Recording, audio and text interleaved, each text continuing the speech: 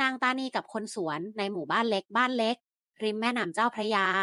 มีสวนกล้วยทะเลอันร่มรื่นชายหนุ่มหน้าใสวัย20ปีชื่อว่าต้อมเป็นผู้ดูแลสวนกล้วยแห่งนี้เขาอาศัยอยู่กับยายผู้ชราสวนกล้วยนี้เป็นมรดกตกทอดจากปู่ของเขาต้อมมีความรักความผูกพันกับสวนกล้วยแห่งนี้เป็นอย่างมากทุ่งเย็นหลังพระอาทิตย์ตกดินต้อมจะเดินตรวจตราสวนกล้วย มองดูใบตานีสีเขียวขจีลำต้นที่ตั้งตระหง่านเสียงแมลงยามค่ำคืนดังระงมไปทั่วสร้างบรรยากาศที่สงบและลึกลับอยู่เสมอคืนหนึ่งขณะที่ต้อมกำลังเดินตรวจสวนสายตาเขาก็เกือบไปเห็นแสงไฟสีนวลแวบแวมอยู่ท่ามกลางหลุมกล้วย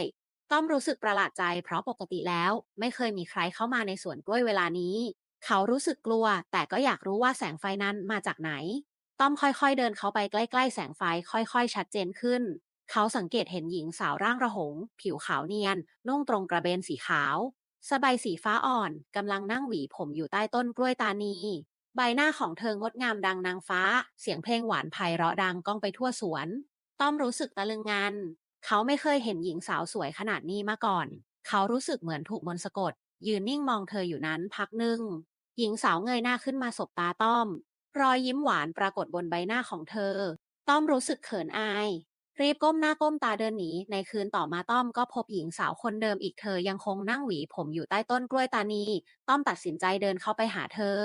ต้อมเอ่ยทักหญิงสาวหันมามองเขาแล้วยิ้มหวานต้อมและตานีพูดคุยกันเป็นเวลานานต้อมรู้สึกประทับใจในความอ่อนหวานและฉลาดของตานีเขารู้สึกเหมือนตกหลุมรักเธอตั้งแต่แรกพบในคืนต่อมาต้อมและตานีก็พบกันเป็นประจำต้อมเล่าเรื่องราวในชีวิตของเขาให้ตานีฟัง ตานีก็เล่าเรื่องราวในอดีตของเธอให้ต้อมฟัง ต้อมรู้สึกเหมือนได้เพื่อนใหม่ที่สนิทที่สุด แต่แล้วต้อมก็เริ่มสงสัยบางอย่าง ตานีไม่เคยกินอาหารไม่เคยดื่มน้ำไม่เคยออกจากสวนกล้วยเลย ต้อมเริ่มกลัวเขารู้สึกว่าตานีไม่ใช่มนุษย์คืนหนึ่งต้อมตัดสินใจถามตานีตานีคุณเป็นอะไร ตานียืนเศร้าแล้วตอบว่าฉันเป็นผี ฉันเป็นผีตายที่สิงสถิตอยู่ในต้นกล้วยตานีแห่งนี้ ฉันตายด้วยความแค้น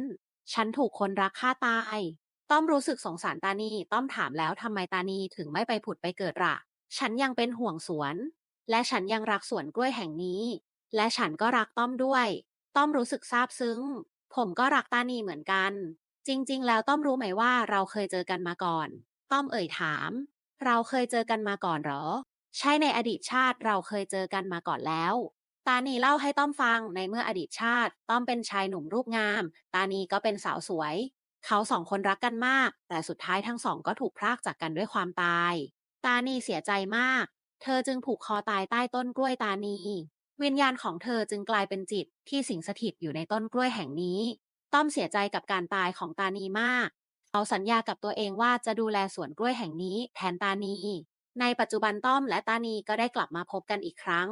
ต้อมสัญญากับตานีว่าเขาจะดูแลเธอและสวนกล้วยแห่งนี้ไปตลอดชีวิต ตานีมีความสุขมาก ตานีรู้สึกเหมือนได้กลับมาใช้ชีวิตอีกครั้ง ต้อมและตานีใช้ชีวิตด้วยกันอย่างมีความสุขในสวนกล้วย ต้อมดูแลสวนกล้วยด้วยความรัก ทั้งคู่ต่างก็มีความสุขกับชีวิตที่เรียบง่าย วันหนึ่งต้อมตัดสินใจไปทำบุญที่วัดเพื่ออุทิศส่วนกุศลให้กับตานี ตานีรู้สึกสงบสุขมาก เธอเริ่มรู้สึกว่าตัวเองผุดผ่องจากห่วง ในคืนนั้นตานีก็ได้บอกลากับต้อม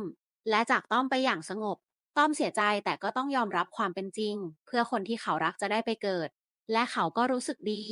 ที่เขาทั้งสองจะได้ไปเจอกันและพบรักกันในชาติหน้าต้อมยังคงดูแลสวนกล้วยแห่งนี้ต่อไปเขาคิดถึงตานีทุกวันแต่เขาก็รู้ว่าเธอจะอยู่ในใจของเขาตลอดไปเรื่องราวของต้อมและตานีกลายเป็นตำนานเล่าขานในหมู่บ้านผู้คนต่างเชื่อว่าตานีเป็นผีพรายใจดีที่คอยปกป้องดูแลสวนกล้วยและหลังจากนั้นก็ไม่เคยมีใครเห็นนางตานีอีกเลย